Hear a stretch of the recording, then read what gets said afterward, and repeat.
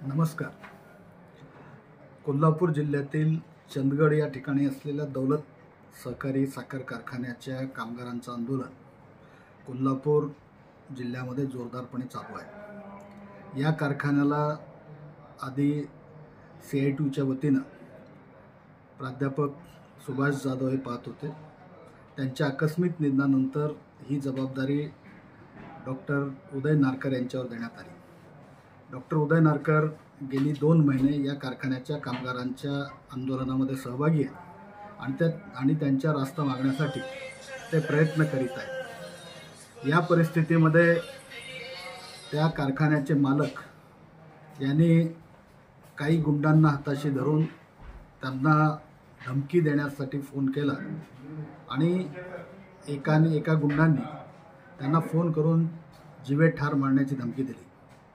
या संदर्भात डॉक्टर उदय नारकर आणि त्यांचे सहकारी हे कोल्हापूर येथील राजारामपुरी पोलीस स्टेशनमध्ये कंप्लेंट द्यायला गेलेले असताना कारखान्याचा मालक स्वतः त्या ठिकाणी येऊन तू इथं पोलीस स्टेशनमध्ये बसला आहेस, बाहेर ये, बाहेर सापडला असता तर तुझी खूप वाईट परिस्थिती झाली असती, अशा पद्धतीचं वक्तव्य केलं.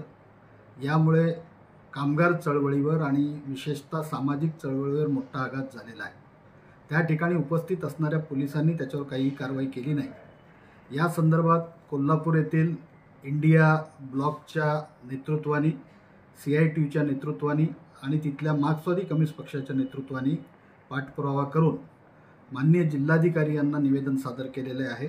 संबंधितावर पोलीस स्टेशनमध्ये असलेल्या फुटेजच्या आधारे गुन्हा दाखल करावा आणि संबंधितांना अटक करावी अशी मागणी केलेली आहे. यासंबंधी CITU महाराष्ट्र राज्य कमिटी ही अत्यंत गंभीर आहे.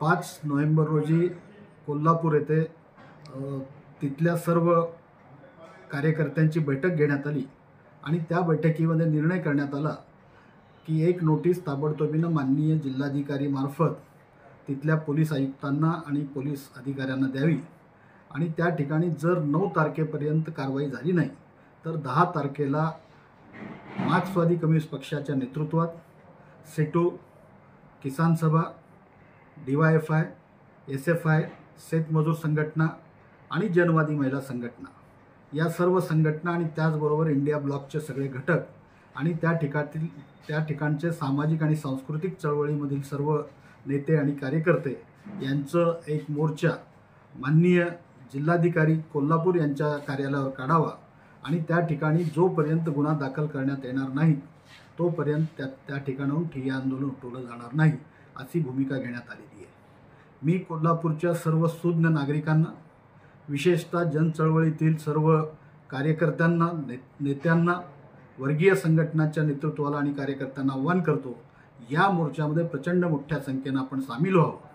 महाराष्ट्रामध्ये यापूर्वी ज्या घटना घडलेल्या आहेत, नरेंद्र दाभोळकर असेल, त्यानंतर गोविंद पानसरे यांचे हत्या असेल, त्यानंतर कलबुर्गी आणि गौरी लंकेश यांचं हे असेल, तर या सगळ्यांच्या नंतर अशा पद्धतीनं चळवळीमधल्या नेतृत्वावर आघात होत आहे. डॉक्टर उदय नारकर हे सांस्कृतिक चळवळीचे नेते आहेत.